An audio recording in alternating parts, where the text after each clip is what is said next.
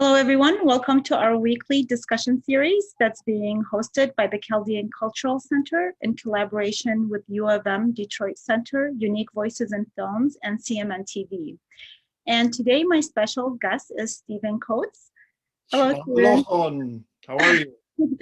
And he knows all the Middle Eastern languages, so you'll be surprised during the interview. And I met Stephen, we were just talking over 10 years ago, and we've been following each other's works, and he's such amazing work, which I will read his bio. So Stephen, he was born in Portland, Oregon, and at the age of 4, he moved with his immediate family to Sana'a, Yemen, where he spent 5 of his formative years enjoying the sights and sounds of Yemen's rich culture and history. That must have been so exciting. So moving back to the United States in 1980, he lived in Idaho, and during his high school years, his interest in story, filmmaking, and the media was cultivated. This eventually led Stephen to enroll at Biola University in California, graduating with a Bachelor of Arts in Communications with an emphasis on radio, TV, and film. After college, Stephen continued pursuing his passion for story in a variety of media production and story development roles at Warner Brothers Television, Sony Pictures Studios, Craig Anderson Productions, and Kevin Gill Productions. Stephen currently works for SIL International as an international media consultant, as well as serving as the director of Sabil Media. And as the husband and father of 3 children, their family have cross-culturally served their diverse immigrant and refugee neighbors in Dearborn, Michigan for over 17 years, and he currently resides in Greeley, Colorado. Very interesting background. That's probably too much. I sent you too much. and you know what? It's not too much, because I think the background is very interesting, beginning with the fact that as a child you ended up living in Yemen, and I think that story is what cultivated a lot of the projects that you're involved in. Yes, most definitely. Yeah, and so I kind of felt like that in itself kind of tells why why Sabil has the those that they do. So let's go back to those years as a child. Okay. Yeah, your childhood in Yemen. So what was that like? What was that like to spend your childhood in a foreign country like that? Yeah, thank you for having me. I really appreciate you taking the time to speak with me. Yeah, Yemen was amazing. I mean, I miss it so much. It's a tragedy to see what's happening there now. It breaks my heart. So when I think back, the Yemeni people were stuck in my mind. So I was there for 5 years. I was 4 years old when we went till I was 9. The people are just loving, humble. I think the word humble comes to mind. Very open, hospitable. We never felt afraid, or we always felt like our neighbors were there to protect us, to get to know us. They had a curiosity to find out who we were. We were from America, of course. But it was just an amazing place. The sights and sounds of Yemen. I remember the call to prayer. I remember the bakery across the street there was a guy who would sit down on the ground and he would kind of bang out these bread pans, and the smell of this bakery was amazing. And if you know much about Yemen, I have a visual for you. Oh. If you've seen the houses in Yemen, they look like this, and they have these amazing stained glass windows, and they always sit on top of a rock. And so, the wisdom and ingenuity to put your house on a rock, it makes me think of the parable of Jesus, the house on the rock. A wise man, he builds his house on the rock, because when the rain and the storms come, it's not going to fall down. So that's always been my impression of Yemen, is these houses on the rock. I saw Yemen through the eyes of a child, really.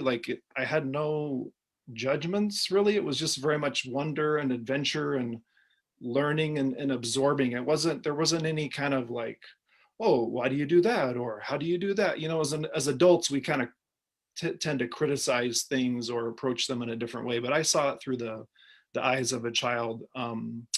And then just the last thing I I remember about Yemen was the diversity of people. There were Somalis there, Ethiopians, there in the expat community, there were internationals from all over. The school that my parents taught at, the Sana'a International School, had people from, I don't know, 40 or 50 different nations, you know, diplomats and a lot of Yemeni kids also. So I kind of grew up in this diverse situation and learning and appreciating the differences among us and saw them as a good thing, you know. So that's what I remember. And then you think about the challenge of coming back after a time in Yemen. I think that was the hardest, you know, for me, was not living in Yemen. It was, I loved it. But when we came back to this small town in Idaho, I just felt so out of place. I was a fish out of water. I probably was more Yemeni than I was American. And so it took me a long time. I didn't know all the pop culture references. I didn't know Star Wars. I didn't know what's American football. I didn't know any of those things. And I had to figure it out because they thought I was pretty weird. Well, yeah, living in an Arab country versus, you know, the suburbs or a small town in the United States is totally different. And Right. some of the description that I really like that you about Yemen, what you said is their people, they are very humble. They're very hospitable. Well, I think the whole Arab world, but the humbleness part is really in them. Yes. And when you were talking about the bakery, I know one time when I was talking to a woman from Yemen, she was talking about that they had over 100 types of breads that they baked. Yeah. I was so surprised by that. Yeah, is it something that you were able to revisit that country since you left? Have you been able to go back there? No, not really. I would love to go back again, but yeah, God willing, I'll go back someday. Yeah. Inshallah. But you know, in Dearborn, it was interesting because where we lived in Dearborn, many Yemeni people were already living there, but then they started moving into our neighborhood.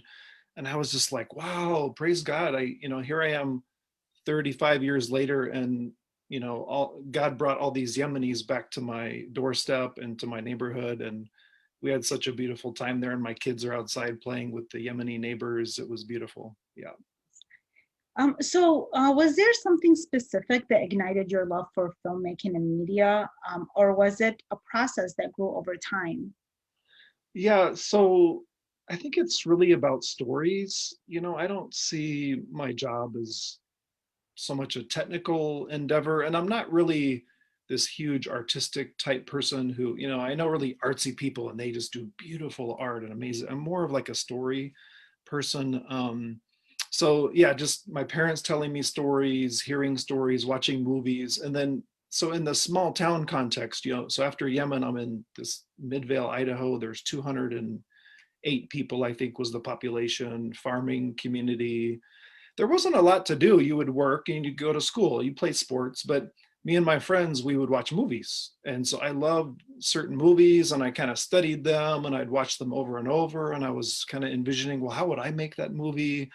And then my high school science teacher, he got some equipment, some video equipment to help us learn scientific principles.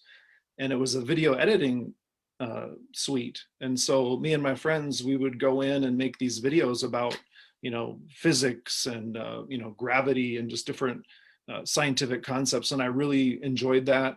And then the last thing, just before I decided to go to college and study film, was me and my friends, we would watch Saturday Night Live and all those comedy sketches, and we would kind of remake Hans and Franz and these silly, goofy videos, and we'd show them to our friends and we'd laugh. And so it was kind of something to do in the small town, honestly, because we were bored. But then it got to the point where you majored in Yeah. that field and, pursuing it, and which is great. I had the chance over time to look at the videos that you created. We'll discuss that in a little bit. Thank you. What was your experience working on projects produced at Warner Brothers Television, Sony Pictures Studio, and other major production companies in California? And how did that experience influence the work that you do today? Yeah. Well, I learned a lot. Of course, it was early in my career. I didn't know exactly what I wanted to do. So again, I was kind of just soaking in information. It was very fast paced and competitive. So you had to work quickly and work well. It was interesting. I think one of the things I think back on that time, everyone in Hollywood, you know, my experience was, it may be different for others, but everyone seemed to have an agenda or a, you know, a mission. They came with a purpose. They weren't just there, you know, randomly. So I was kind of, you know, trying to figure out all of that. And I was asking these questions, well, what's my mission? What's my purpose? And how do I fit into all of this?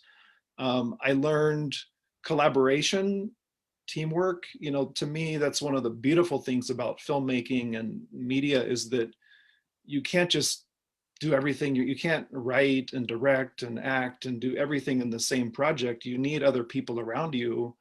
And one of my favorite things is to watch the credits at the end of a film and see, wow, there's the lighting guys and the, you know, the grips and the gaffers and the production assistants and the writers. It's just thousands of people in the credits. And I go, wow, that's really cool. They had to collaborate and work together to make this project come to fruition.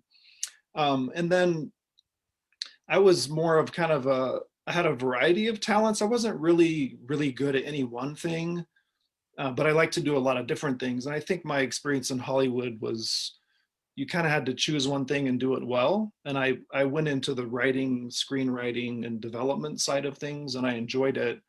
But I think at the end, when I moved out of Hollywood and started working with SIL International, I really wanted to do a lot of different things and not just be stuck into one particular uh, talent or position. And so that was my experience there in a nutshell. Yeah. And that's a lot. I mean, getting all that. My experience from film school originally, it was from, I mean, with film was with in film school, and I just, for me personally, from everything that I've studied and worked at, I always feel like a hands-on experience is the strongest way. So everything that you're saying, you know, they tried to teach us that, which I think, you know, they tried to do a great job at it, but there's nothing like hands-on, because once you get into that sphere, it's a totally different story. So Right. and you know, you mentioned SIL International. So you work as an international media consultant there. So what is SIL International, and what does your work consist of? Yeah. So I'll read you something on that just to start with. But SIL, it's a global faith-based nonprofit that works with local communities around the world to develop language solutions that expand possibilities for a better life. And so the way I would distill that is that language matters.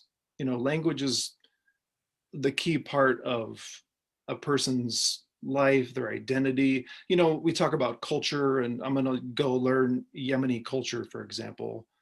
When I start learning Yemeni culture and I ask, why do you do that behavior? Why do you make that food?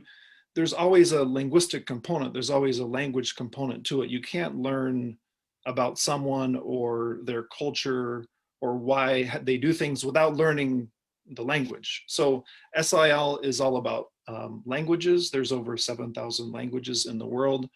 And so SIL's goal is to continue. So those languages matter. We don't want to see them die. We want to encourage their usage. And so, you know, you probably experience this as a Chaldean, right? There's Aramaic languages, Assyrian languages, Chaldean is its own language, but, you know, there's these forces at work that want to just say, oh, everyone speak Arabic or everyone just speak English, you know? And SIL doesn't believe that. We believe your language matters and you should communicate in that language of the heart, the language that matters most to you. It's good to learn another language, second, third languages. That's great. That's awesome. We need to do that in this world, but we don't want to forget the mother tongue, the language that was spoken in our home. And so my particular role with SIL is I come alongside language communities and different projects in those communities, and I try to help them develop media strategies of how to, you know, whether it's a literacy program or they're developing some video clips or audio clips, or they want to educate people about COVID-19 and help them design and put together social media campaigns or just producing the content itself. So there's a lot of different elements there, but it's really to elevate these languages that are being used all over the world. So I've worked on a lot of different languages. I don't always understand them, but I try to apply my media skills to help. Yeah. Oh, that's interesting. I hadn't learned of it until now. And you're right. One of the things that we do at the Chaldean Cultural Center is try to find ways to help document and even preserve the Aramaic Chaldean dialect. Yeah. Yeah. And it's just because now you realize, like over time, with the community being in diaspora, that you have more of a more the chance of losing that language and it Yes. going extinct. So you become more concerned about that. And so I didn't know. It's really impressive and beautiful that you see organizations understanding the value of that and trying to nurture the communities that Yes. are also doing something like that. Right. Yeah. And Wow. it can be very controversial. I mean, there's a lot of governments that try to suppress I uh, minority languages, and they just want to make their country one language and get rid of the other ones. And so our work at times can be touchy or sensitive, because if we're advocating for smaller languages, it can make some people not happy, you know. So there's a sensitivity there, but Well, we we believe. take that for granted living here in, in the United States. We're just Right. trying to find ways to do it, but we take for granted that, yeah, a lot of countries sometimes don't have that kind of, sometimes they don't have the freedom actually, literally, to Yeah, do these kind of things. Yeah, exactly. Yeah, so we're advocates for all of those languages. Yeah. wonderful. So what are some of the major projects? Well, I think I wanted, oh, here's the question I was going to say, because It's I okay. moved through, and the main business that I knew you through is Sabeel Media. Yes. And so you're also the director of Sabeel Media, and it's a nonprofit organization. So what is the story of Sabeel Media? When and why was it formed? Yeah, so yeah, I'm the director of Sabeel Media, and we've been working since 2007. So I was living in Dearborn. It's a Michigan-based nonprofit, 501c3 IRS, under the IRS. So yeah, so looking back, you know, when it started, it was pretty basic in a way. Sabil is about access for everyone, and I'm specifically talking at the first level was about the Bible and scriptures, because you know, just as I was working with SIL and living in Dearborn, one of the things I was noticing, and when you start a nonprofit, there's always kind of a problem statement that you work with. Why do we exist?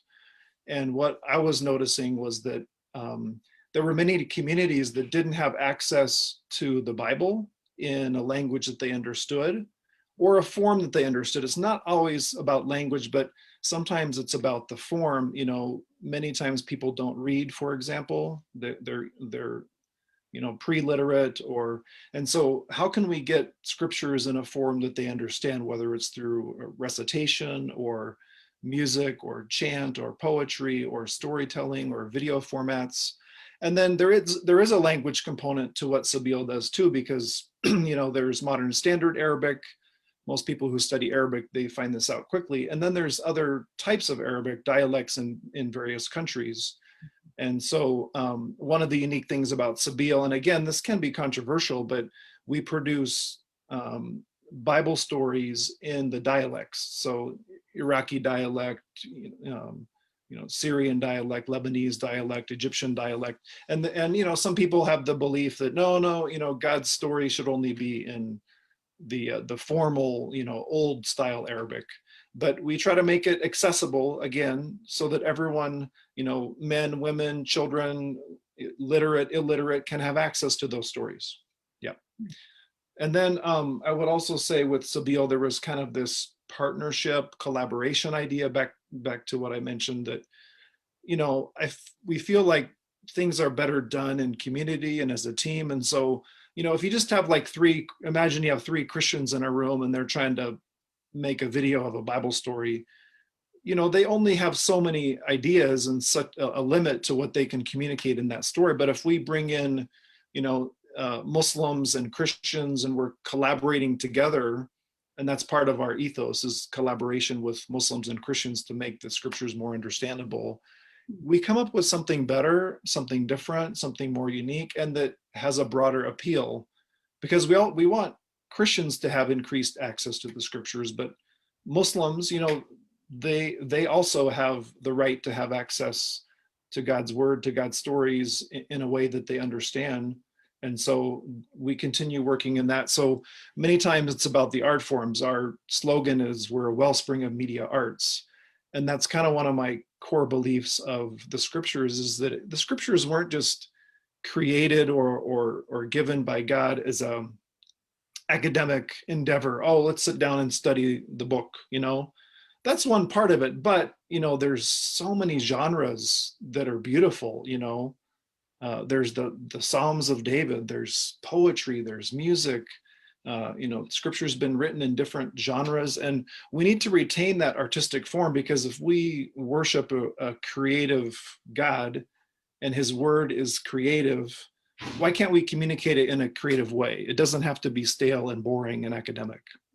Exactly, yes. And a lot of people, especially the elderly in the Arab world, and they're very faith-based, but they don't read and write.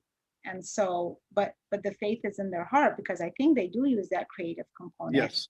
To take in, just like you as a child when you were in Yemen, when you were saying, it's like that innocence that allows you to take in more, and sometimes words or having it in a scholarly way sometimes takes away from that.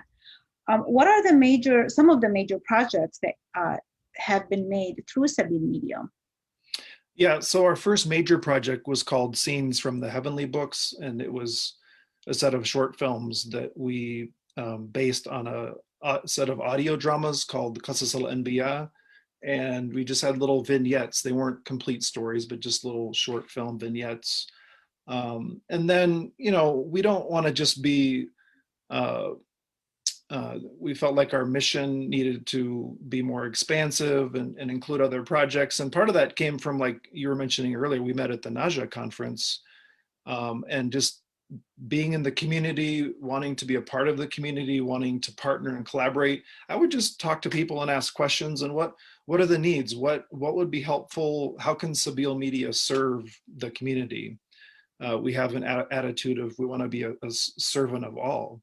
And some of my takeaways from that Naja conference was that there was this need for the Mediterranean, Arab, Middle Eastern community to tell stories, their own stories, and have them heard by a broader audience. And so I felt like, well, maybe that's something Sabil could do. So we started a number of projects, one of them called The Refugee Experience. And we produced probably 9 short documentary clips, just interviewing different refugees from different countries. One of them, Chaldean woman, Shushana. Maybe we can put the link to that short film on the Facebook page or after this interview. But yeah, just trying to help tell people stories. So that one. And then we have 2, just to mention what's coming. We're trying to move into animation. We did a summer animation project for about 5 years with different students that were learning animation. And at this point, we have 2 short animated films in development, one called Sabr Ayub, The Patience of Job. That story, we really feel strongly it's a story that's going to communicate powerfully to Muslims and Christians. So many people are suffering these days, traumatized, they're hurt, they're being bombed in their homes, they're being starved in their country because of blockades. And this story of Sabr Ayub, this prophet could endure great suffering and yet maintain his honor and integrity and his righteousness, I think is a powerful story that we need to tell. So look for that. It's in development, and hopefully we'll get that out. Sounds exciting. And yeah. I have to say that when I was watching those refugee stories, I really enjoyed them. Yes, there was a that you interviewed that I really felt I could relate to as a child leaving Iraq and having to do it kind of in secrecy. But there were a lot of other stories from like people different background. It wasn't just, there was a Shia imam that had to leave as well. And so there's various stories, and they're all very interesting. And I want to thank you for covering these stories and giving Arab Americans a voice, because, I want to ask you like how you got involved, if you're 8 years living in Yemen and then you're 17 years living in Dearborn, influenced your work today at SIL International and Sabil Media, and is there a certain focus, especially with Sabil Media, on that world?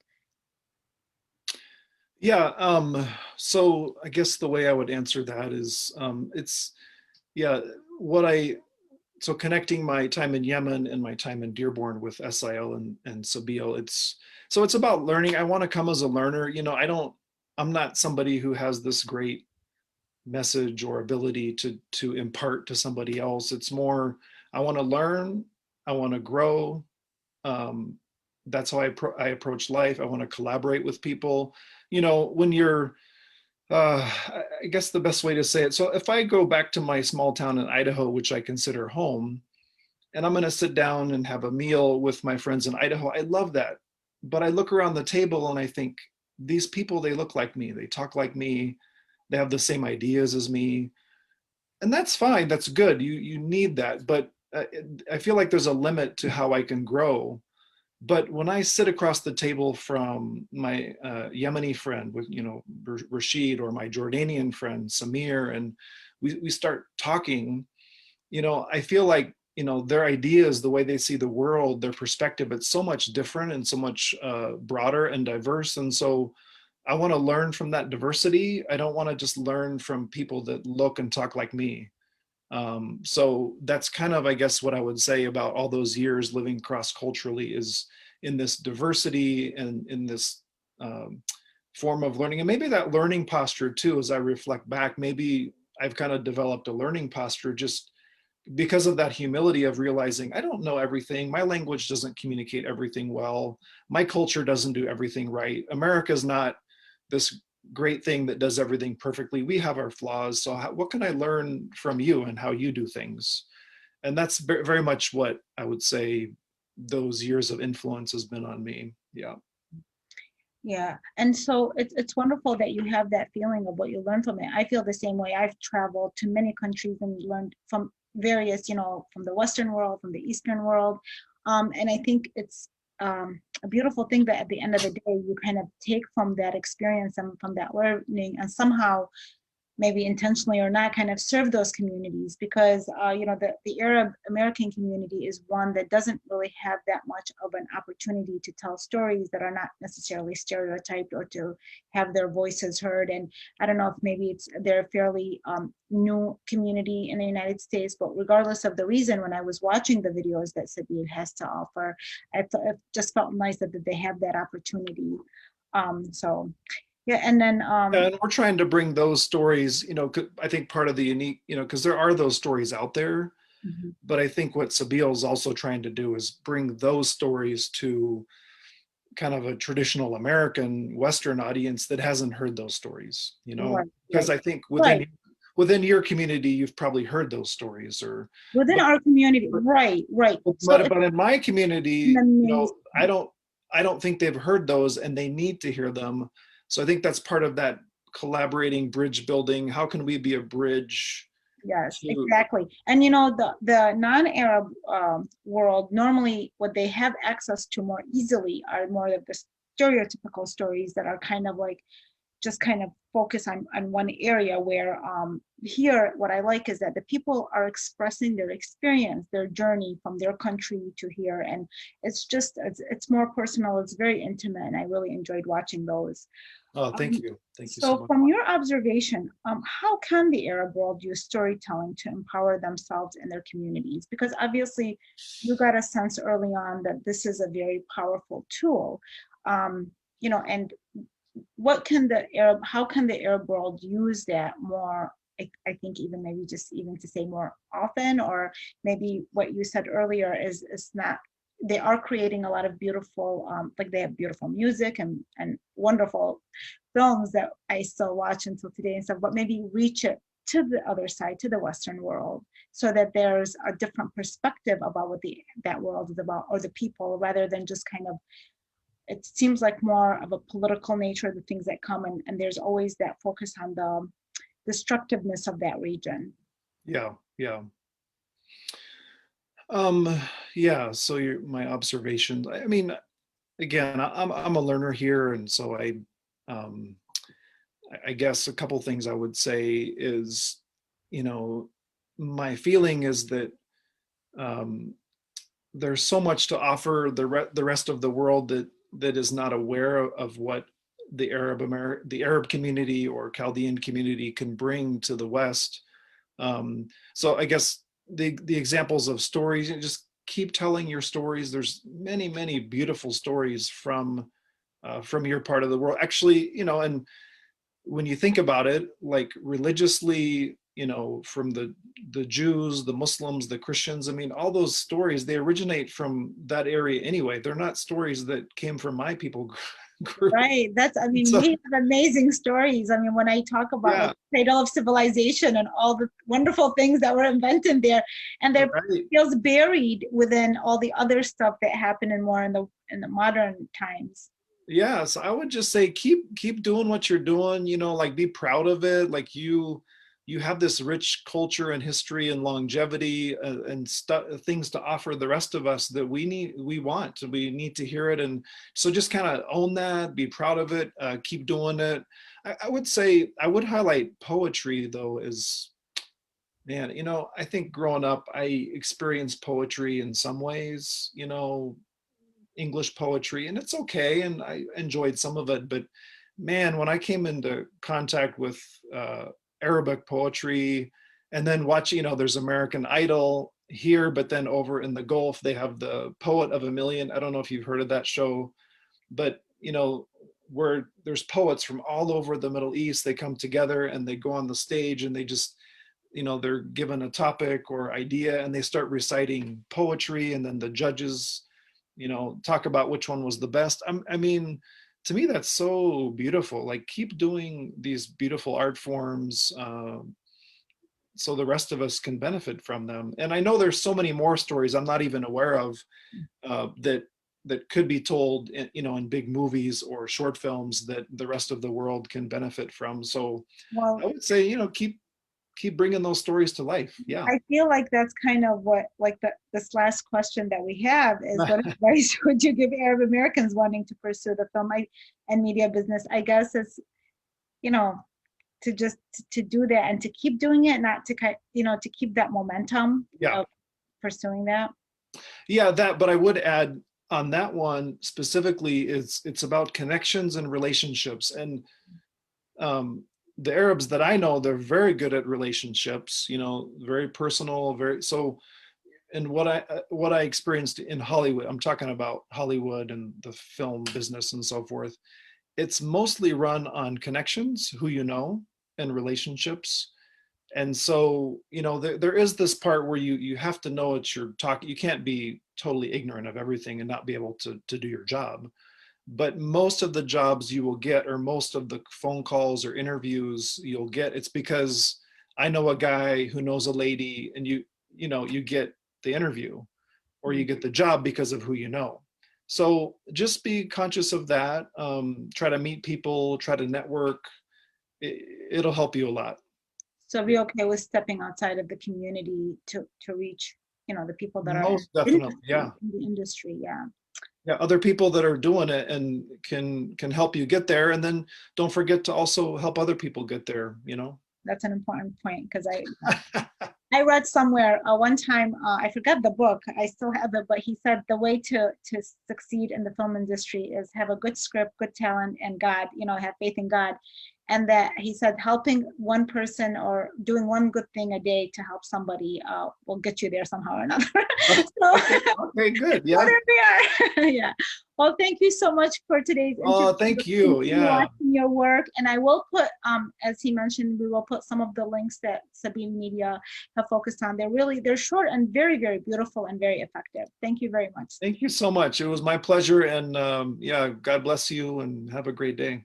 Take care. Bye-bye. Okay, bye.